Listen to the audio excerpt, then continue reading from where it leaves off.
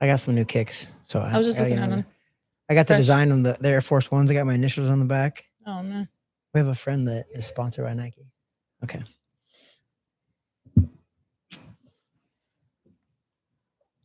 I gotta pull this up really quick though. Do you have your phone on silent too? Oh yeah. I don't know if I do. Yeah, I do. Why not? Okay.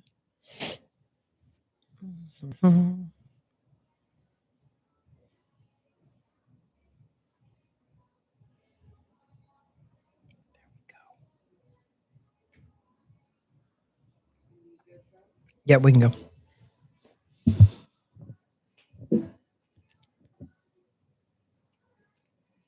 Are both of them on now? All right, that's good too.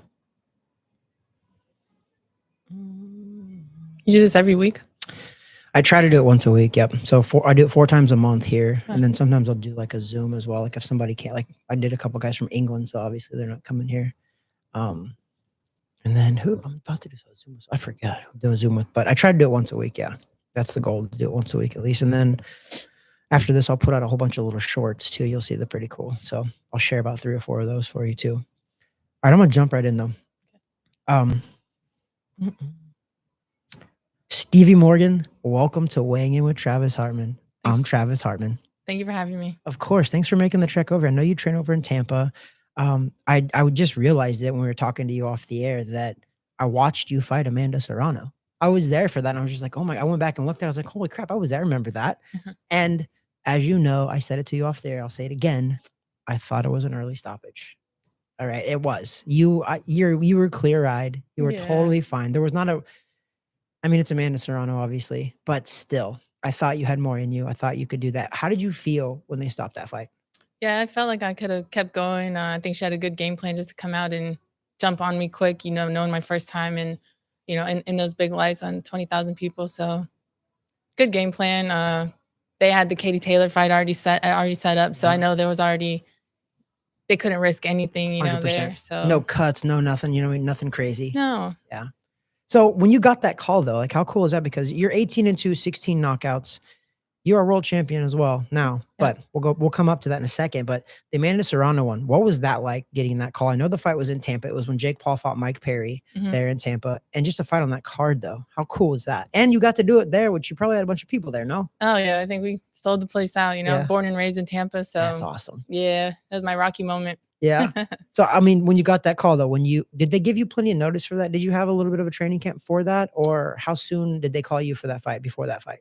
We had like probably a good 4 weeks. It's not bad. Not too bad, but probably one more time for Amanda Serrano. But hey, I mean, one of probably the GOAT of women's boxing for sure. So when you got that call though, what was it like? What were you just like, oh my gosh, Amanda Serrano? Were you like yes right away, or were you guys say let's chat with the team first and see what's going on with that? Yeah, I think they called my coach Monette first, and we were in the gym, and they didn't say Amanda first. They said, would you be willing to fight, on MVP at one of our shows or whatever? And we're like, yeah, and I think it was a couple weeks later they called back, and coach called me and he was like, guess who they want you to fight? And I was like, who? Like Amanda Serrano? Like playing around? And he was like, yes. I was like, no way. So he was like, what do you think? And I was like, can a dog bark? Like, this is what we're doing it for, opportunity like that doesn't come around every day. So of course we said yes. What do you think about what she is doing for women's boxing? I mean, because I know, so I trained a couple women boxers too. I trained a girl that fought Savannah Marshall. I took her all the way over to England to fight Savannah Marshall. So I know that the pay didn't used to be what it is now. How happy are you with what Amanda Serrano and really MVP and Jake Paul are doing for women's boxing? Yeah, I think it's they're like a match made in heaven. The exposure that they're giving women, and I don't know how the pay is yet, but I mean, the exposure and how they're promoting women and signing the women, like giving women opportunity. I think that's huge, and much respect to them for that. Yeah, I mean, you got to be part of that. I mean, you fought Amanda Serrano, the co-main event in Tampa, Florida. Yeah, so. I mean, it wasn't a fair shake, obviously, but it is what it is, right? I think you probably knew going into that if it was even if it was a close fight too, you're probably not gonna get the nod on that one, especially when that mega fight like a Katie Taylor was set up already. And it was like Amanda Serrano fought you, then Katie Taylor, then Katie Taylor. Like that's pretty cool. Like you were right there. Yeah. Like you're at that, like You're a win away from being a blockbuster. I mean, don't think of it like this, but think of it like this. You're a win away from, I think Amanda Serrano made like $8 million for her first fight with Katie Taylor. And I'm pretty sure the last fight they made 14 million. Man. Insane, right? Like, just, I mean, think like you're that right so there. close. And then though, now that is what it is. You fought Amanda Serrano, you lost. It is what it is. That happens. You fought, you're in the ring with the best. Like, that's by far the best. It's the greatest of all time. Like, you can't even argue that, right? She's the best. But then you go on and you don't let that break you. And you go on, you fought how many? You fought like a bunch more after that, actually. You fought 1, 2, 3, 4, 5 more times after that. You won a WBA gold world title. Exactly 1 year later, past the Serrano fight, we're in the ring for a WBA gold world title. Man, what a rebound. That's a testament, I think, to you, I think to your team, to not fold up after that. And a lot of people do get to that level, fight one of those really big fights, and then lose, and they just lose it all. Then they're just like, you know what, I'm not meant for this. This is just too hard. But you didn't. You regrouped. I mean, that's a testament to you as a person, but also like your team, the people that you surround yourself with, that you came back and you won a freaking world title, a WBA. Like, how cool is that? Yeah, I think a huge testament to the team. Of course, like we were back in the gym on Monday. Considering when did she fight Katie Taylor the first time, in 2022? I believe so. Yep, the first one. So I was still an amateur. We went to that fight.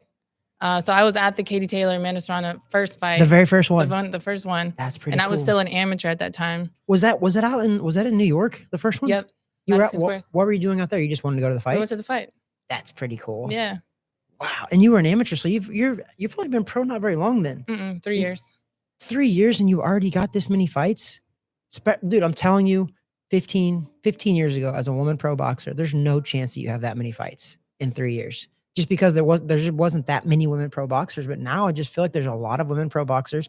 You're a testament to that. I mean, you have this many pro fights already, and you've only been pro for 3 years. That's freaking awesome. How many amateur fights did you have? About 40. About 40. Nice. Did you ever, when you first started amateur boxing, did you ever have the dreams of fighting in the Olympics or going pro or any of that? Or did you just do it just to do it?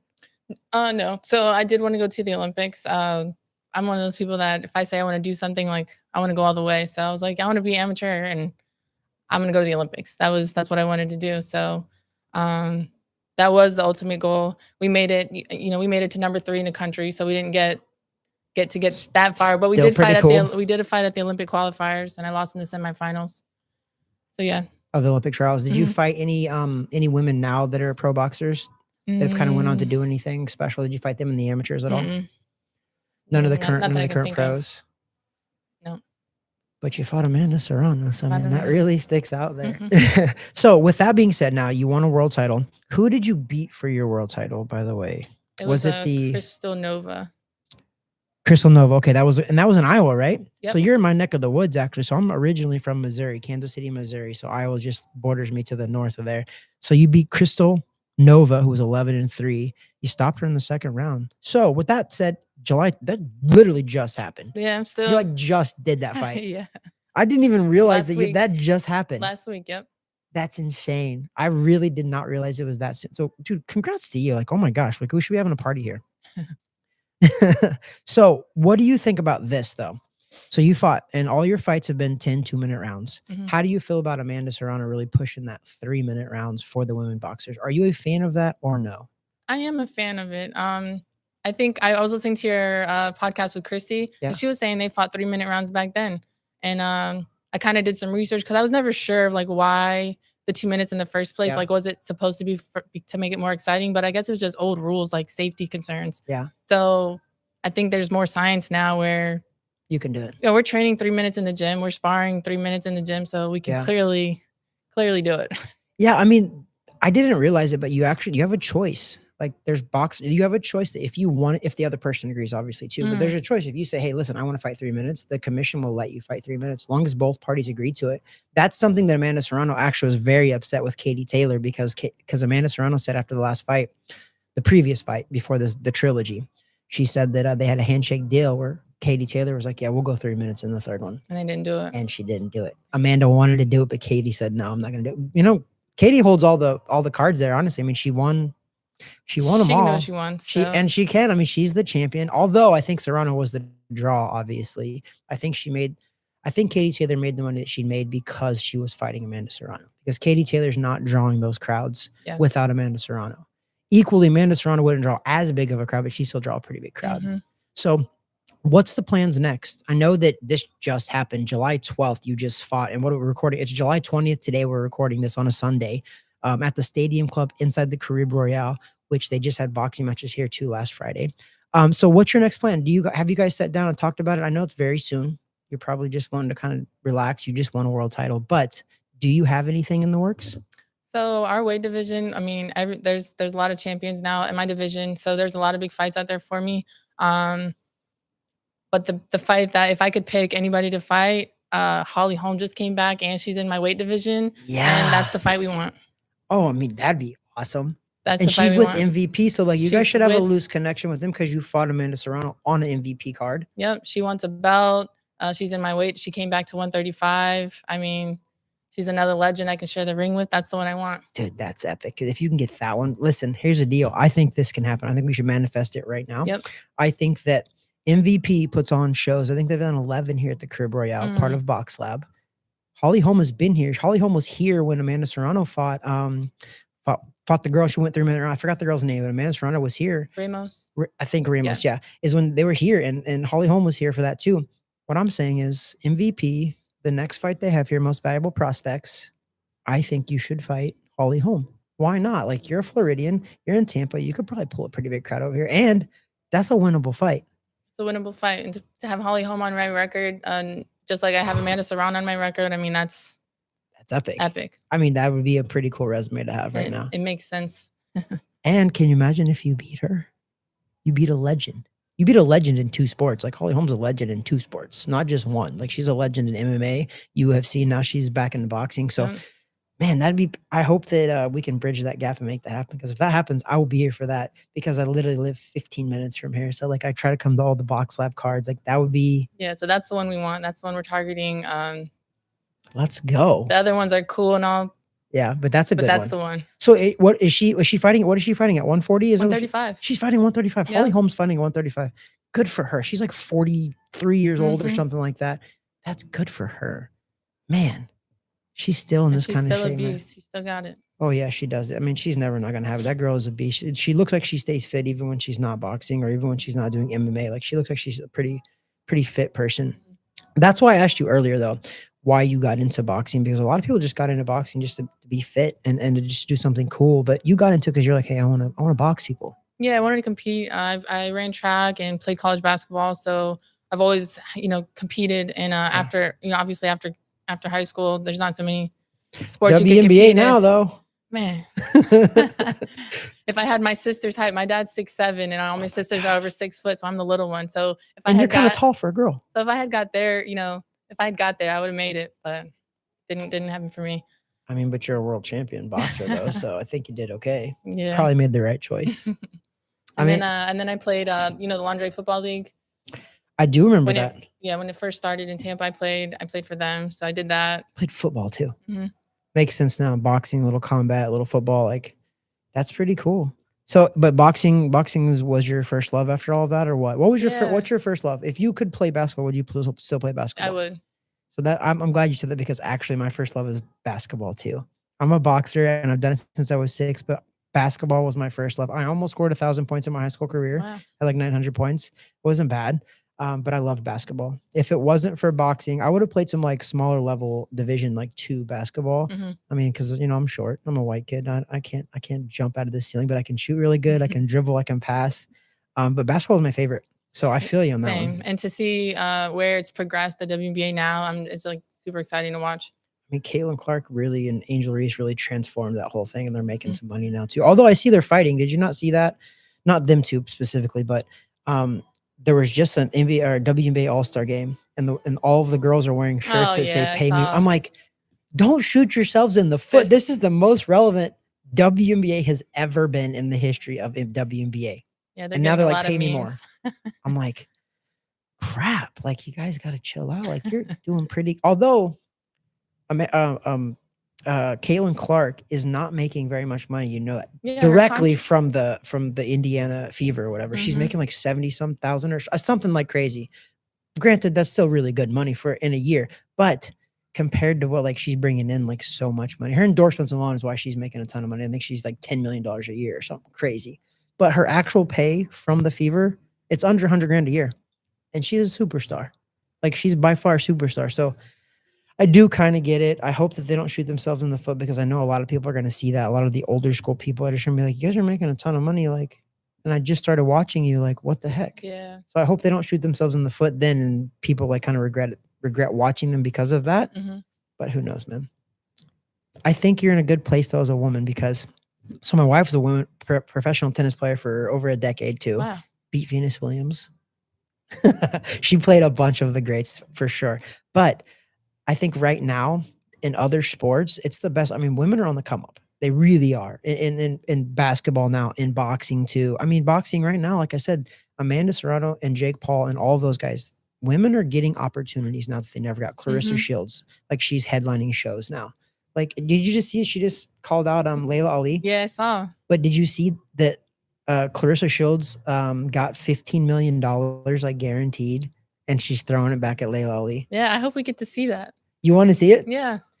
Like, it would be good for it would be, you know, we saw Jake Paul and Mike Tyson. Why not? I mean, true. It's true. I it's not that I don't want to see it. I just think Layla Ali's older. Like, I mean, she's got kids and she's older. I'm like, just leave the lady alone if she doesn't want to fight. But because she did say it though. She said, I'll come out if it's a interesting enough offer. And she's like $15-20 million. So yeah, I'll get out of bed for that. I'm like, I would fight my grandma for that. And my grandma would beat me up if I didn't take that because we'll both laugh our way to the bank because I'll give her a whole bunch of that money too. So you know what? If somehow Clarissa Shields and Layla Ali can generate enough money to be able to pay that, good for them. Good for them. And like I didn't care about Jake Paul versus Mike Tyson in the way where it didn't hurt my feelings either way. Yeah. Because I was like, they're making money. I think Mike Tyson made like $25 million. I think Jake made like $40 million. Something crazy. Like, you can't be mad at that. I'm not. Like most people get mad at like Jake for that stuff. So I'm like, dude, they're getting money. Like they're not. Jake trains his butt off too. Obviously, that Tyson fight was a little different, but they're making money, man, and people are paying to see it. Like, what do you like? Would you not do that? Of course I would. Exactly. And that's most of the people that are complaining about they're sitting on their couch eating potato chips. They're just they're jealous, I think. Because like if somebody came to you and said, hey, I'll pay you $25 million to fight Mike Tyson, you're gonna do it. Right? Like, how do you say no? I'm a little sad that Christy Martin can never fight again. Because that would be so cool. Right? You heard her on the show. So she was like, she's been offered money to come back, but she had a stroke and like she's obviously not in health wise. But also Mike Tyson wasn't in good health either. Yeah, he got approved somehow. Yeah. So I mean, maybe Christy's wife would probably kick my butt for even saying any of this, but like I don't know, maybe if Christy passed all the tests, maybe she could do a little exhibition type of thing too. You never know. Maybe that's another one that you can respectfully call out. Christy Martin would love to do that. You know she would. Your coach has got some connections with her too. So like that would be a cool one too. That would. So Holly Holm is on your hit list. Okay, I'm gonna foresee this again. We're putting this out there. You beat Holly Holm. Then what? What does your life look like? What does your career look like? You're a Tampa native, right? Do you do any personal training on the side? Are you doing boxing full time? What are you doing right now? Yeah, I dedicated my life to boxing to see how far. I started my first amateur fight was when I was 28 years old. I turned pro at 33. So 28. Yeah. That's amazing. So I'm not supposed to, on paper, like I'm not supposed to even have made it this far at all. So I wanted to give it everything I can to see how far we can really, really take it. And I mean, we've made it. I think you're doing pretty far. Good. Yeah. I think you're doing pretty good. 18-2, 16 knockouts, WBA gold world title. That's pretty cool. I think you're doing all right. So do you have a promoter or are you guys just kind of a free agent essentially in that realm? Or do you just have a manager and is that where you guys are going with that? Yeah, are you signed with anybody? No, I'm not signed with anybody. So we did this all, Manette, he's all in one. He's the promoter, manager, trainer, everything. And his plan for me, you asked what we were going to do after Holly Holm, but that checks off all the boxes. When he first met me, he made me give him a list of my goals. And we've been checking them off ever since. So that's cool. Good for that. I don't know why did I just hear that. What was that? That's awesome. I was chatting with him off air just now a little bit too. So like you're right. I think he does seem like the guy. He's a jack of all trades for sure. Mhm. Knows the boxing game. Can definitely manage you, can promote you, can do everything. And that's pretty cool to have him in your corner. But obviously you're doing well enough too that where he sees all of that and he sticks with you and all of that and keeps putting you in these big fights because his team believes in you. Or you guys, your team believes in you, which is good. You need that, right? Self-belief, but also you need a group of people around you that believe in you too. Of course, you can. I mean, you can be putting in all the work in the gym and all that, but if you don't have somebody on outside the gym working just as hard for you, I mean, you know how it is. Like it's just not. Yeah. They'll be hitting the bag for years. Like nothing's gonna happen. I mean, that's professional boxing. I told everybody, I thought amateur boxing was more of a sport. When I turned pro, I was like, it's a business. Definitely It's a a business business. first. I mean, it is a sport. Obviously, you can't completely suck and do okay. Like everybody talks about Jake Paul. I'm just like, listen, man, like, is he a world champion possibly? I don't think so. Not But yet. but he works his butt off and he knows how to sell. Like I think, in my opinion, I don't think he disrespects the sport. I really don't. I think that because of his work ethic and what he does. So I knew his trainer for a while. BJ Flores was one of his trainers for like the first 2 or 3 years of his pro career. And BJ was like, Trav, we were bringing like Chad Dawson and guys like that to spar with him. Like he was taking his licks, like he was getting his butt kicked sometimes in sparring. And he's like, and he kept coming back every single day. Mhm. And like I respect that because you know how hard boxing is. You're in it right now. Like you know it's hard. Like what Jake's doing is not easy, right? It's not. I don't like his personality and all that, maybe, but I know what he's doing and like he's making money. Yeah, and it's 1 + 1 = 2, right? Like he keeps showing up every day. That keeps putting the work in. The years go by. Like he's gonna get good. Look at him. He is. Yeah. If you go from the Ben Askren fight all the way to now, You can he tell. is so much better. I mean, you can tell some of his movements now. They're becoming more natural. I mean, listen, he's getting so much better. I hope that he doesn't bite off more than he can chew and try to fight like an Anthony Joshua, like they're saying. I think Anthony Joshua hurts him severely. I do. I don't think that Jake Paul can compete with Anthony Joshua. However, props to him if he can get that fight. Like props to him. Like I'm not talking crap at all. My expert opinion is if he fights Anthony Joshua, he gets knocked out and he gets hurt pretty bad. But props to him if he can secure that. This kid came from nothing. He was a Disney kid. And he's already fought amazing. He fought Mike Tyson. That's pretty wild anyway.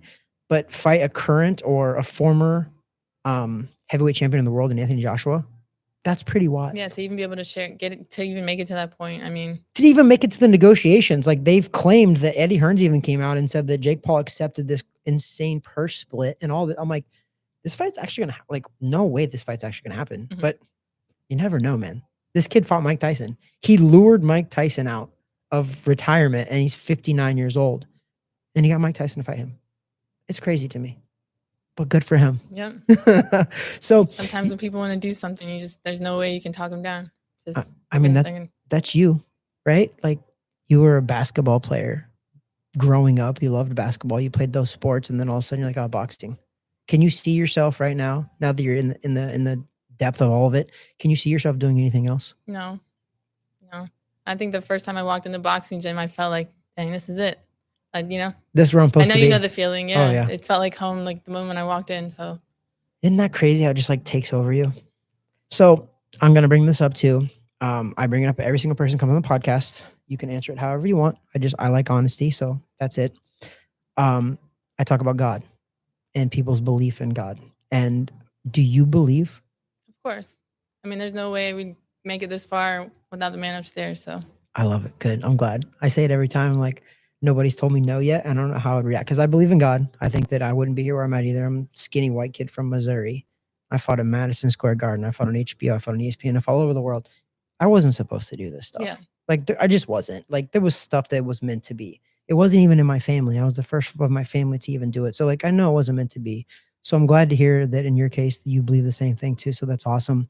I'm glad that you have something to believe in. I tell everybody, I'm like, what if you don't believe in God? Like, what do you believe in? Like, where do you get your morals from? Where's this all this everything that's happened in your life? How do you think it happened? Like, it wasn't by coincidence. Yeah, you have to believe in something. I don't believe that. Like, I believe that if you don't believe in something, you'll fall for anything. Is the old saying. But I'm just glad that you do believe for sure.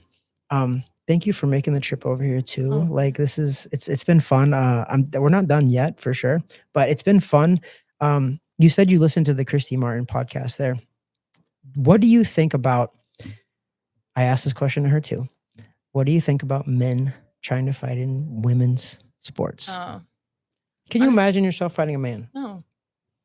Like, I spar with men, but, 13-year-old, 14-year-old kids are just as strong, or if not stronger, Yeah. than a grown woman. I think they should have their own category. I don't say they shouldn't exist, Of course, yeah. but let men fight men, women fight women, and let there be a whole nother category and let them fight each other. I 100% agree. Even Christy was like, "Listen, I have nothing against transgenders at all. If you feel you want to do that, that's fine. Yeah. Why can't we have another league? How do For the people whole- think that that's like a problem? Like, just create your own league. Yeah. That's why women's sports even began too, is because they wanted to compete, and obviously they couldn't compete against men. So what they did is they made a whole nother level, which was all women now. Women can compete against women. You have your own sports now. It's the same They should thing. do the same thing. I don't see why they won't, and I don't see why that's a bad idea. People say that they're just like, "Oh my God, you're transphobic." I'm like, No, it's nothing to do with that. It's at just all. a man can't fight a woman can't fight a man. Like a woman becoming a man and fighting a woman, it's like being on steroids. Right? I mean, I don't disagree at all. I think the science actually shows that too. Yeah. It's like, listen, there's a reason why, and you brought up a good point. And so when Christy Martin fought this girl named Samaya Anani, was her name, in like 1996, I was like 13 years old. I sparred with Samaya, Wow. but I was 13 and I was holding my own with a grown professional boxing woman. But to be fair, I think she got the best of me for sure. But I was sparring with women. This is why I'm just like, dude, men are not supposed to fight women. For one, that's just wrong in general. We were sparring to get better, obviously, and we're also kids. I'm a kid sparring a grown woman. But I don't know, it bothers me because I also have a daughter. My wife also competed in professional sports as a woman. I don't want them have to compete against men. I think it's just wrong. Yeah, it's just not. There's no competition. Like, a man will beat a woman 9 times out of 10 every time. It's just bigger, faster, and stronger. It's just, it is what it is. We're born. It's just that, and then there's like nothing taking away from women. Like, you guys are phenomenal in your own ways. You guys can grow humans.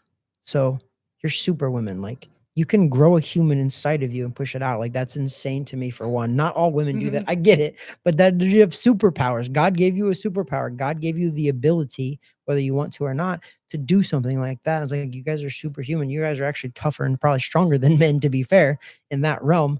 But we're born to do certain things. And men, our bones, our muscles develop differently. There's a reason why men have more testosterone. Testosterone builds muscle. Testosterone builds everything, strength and all of that. So like, yeah, I mean, I spent too much time on it already. It's okay. It's definitely silly, but I don't know. I have a daughter and she's going to be an athlete one day too. And like, I don't want the world for her to grow up, and she's 3.5 years old. And like, who knows down the road, people are trying to normalize it so much. Now I'm just like, I want to get it right now and be like, no, this is not right. And like you said, I don't think it's fair to say it should be banned, but they should just have their own category, a whole new category. I don't see what the problem is with that. Yeah. If that's such a big deal, like I don't understand that at all. I'm like, listen, do what you want to do. Fight against another transgender, whether it's a male, female, just fight against another one. And then that just kind of checks all the boxes off the list, right? Like, you don't get special privileges. But yeah, if you want to do this, then you have to do this in your own category. Christy said a similar thing, and I actually don't disagree.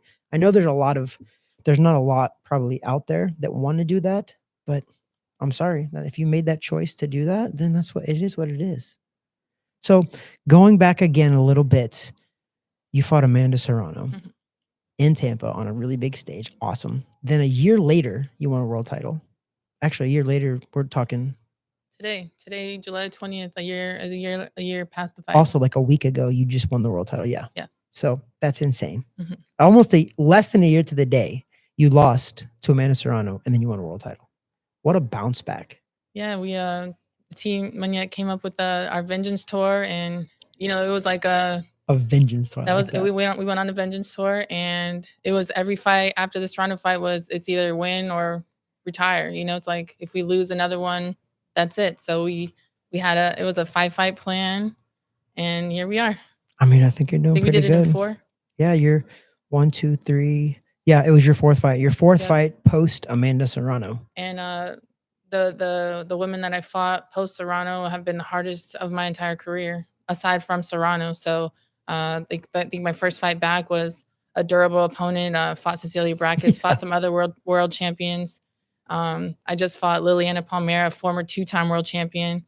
And so I'm looking at your record right now, and you fought You know, everybody like with winning before Serrano records. and then post Serrano, like this has been the hardest of my career to date.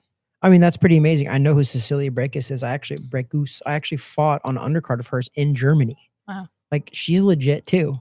And you fought a girl that shared the ring with her. Mhm. Like, that's pretty awesome. I'm literally, you didn't fight a girl. You haven't fought a girl with a losing record for a hot minute anyway. Mm-mm. The closest you came was 2023, and she had an even record. The last time you fought a girl with a losing record was 2023. But you also just turned pro. Like, you've been pro for 3 years. It blows my mind. You turned pro in June of 2022. So you literally just celebrated your 3-year. Yeah, Oh literally. my gosh. And you already fought Amanda Serrano after being pro for 2 years. Yeah, like who can say that, in 3 years of being professional? I know there's women still that've been boxing their whole life, waiting for that fight, and I'm just appreciative and grateful that I even got that opportunity. Yeah, I mean, I feel like you've relished it. I mean, you've done awesome. You fought her, you lost to her, you fought right after that, you fought again, then you fought for a world title. I like the Vengeance Tour for Stevie. I like the nickname of that, the Vengeance Tour. Yeah, we didn't even take any days off. So the Monday after the Serrano fight, I was back in the gym, and we haven't taken one day off until just this fight. So we went like hard, like a real vengeance tour. Like we were on our get back. I mean, I like it. So will you still call it the Vengeance Tour or the Vengeance training camp if you can land a Holly Holm? I don't know. I don't know if I that's think the Vengeance vengeance anymore, tour is is it? over. I Yeah. think we're on the, what would you say? Final chapter, legacy tour. I don't know. Don't say final chapter because you got No. plenty more. So Yeah. we'll go like you're just next chapter. Mhm. We'll go next chapter, not the final chapter. Next chapter. I like that one a lot better. We'll find a name for it soon. Good. I hope that you guys let me in on that too when you guys get your next fight. If you get the Holly Holm fight, I mean, I know some people too, so like maybe we'll put in some good words in there. I think we've talked about it on the podcast here, so hopefully the people that need to hear this Yep. because That's the one we want. Holly Holm, Stevie Morgan sounds pretty good. The Vengeance Tour, no, the Vengeance Tour is over, but I don't know. The Redemption, no, we need something better than that. Even like I don't know. It'll come. Yeah, it'll come naturally. Let that come naturally. You don't want to force something like that. So, Stevie Morgan, 18-2, 16 knockouts. You're born and raised Tampa. Yep. You don't see a lot of born and raised Floridians. Most of them are transplants. I'm a transplant. I've been here about a decade or so. Your coach is a transplant as well. But you're born and raised here. Yeah, it's a rare now. Yeah. Nowadays. You love it? I do. Do you think you'll ever leave? Hmm? You think you'll ever leave Florida? Oh yeah. Yeah. I lived in Vegas. I came back, and yeah, I'll live anywhere. What'd you go to Vegas for? Did you go to Vegas for boxing or no? Yeah, for boxing. Okay, I mean that makes sense. Vegas is still, I think, it's the fight city, man, for sure. There's still a ton of gyms out there. There's still a ton of big fights. I mean, just this weekend they had big fights. Speaking of which, did you watch it? Did you watch the Manny Pacquiao fight? I did. What'd you think? He surprised me. Yeah, he did. 46. Wow, kudos to him. Did you think he won or lost? Do you think the draw was fair? Honest opinion, come on. I don't know. I think he edged it. Not gonna lie. I did too. I scored it 115, 113 for Manny Pacquiao. Yeah, I think I thought he won it. I did. But when fights are close like that, I tell you, like, it's not a robbery. It is what it is. Like I thought it was a 115, 113 for Manny Pacquiao. That means I'm one round away from being a draw. And there was honestly, almost every one of those rounds were really close. Yeah. There was never one round that I was just like, oh my God, he overwhelmingly won. No, but I thought he edged him in almost 7 of the rounds. I thought he edged him. I did. Yeah. But if it would have went either way, it wouldn't have been mad. Just at all. It was surprising. Yeah, I mean, I think that the other team was surprised too. Mario Barrios, who's 30 years old, world champion. Manny Pacquiao's 46, hasn't fought in almost 5 years, coming out of retirement, and he chooses a world champion to fight. And look how he performed. He looked good. I mean, I don't know, man. I did too. I was actually pleasantly surprised. I was like, I do not want to watch Manny Pacquiao get beat up. I do not. That was my only thing in my mind. I'm just like saying prayers. I'm like, please don't let him get beat up. Please don't let him get hurt. And he goes out there and he performed. I was just like, so I don't know if maybe I was more surprised is why I scored it for him too. But I feel like a lot of Andre Ward, the guy that I love and respect, who's a commentator now, former pro boxer, undefeated. The guy's amazing too. He said the same thing. He's like, I had Manny Pacquiao winning. I did too. Yeah. What an inspiration. That's what I'm bringing it up to. Is like, you were such an inspiration too. You turned pro at 28 years old.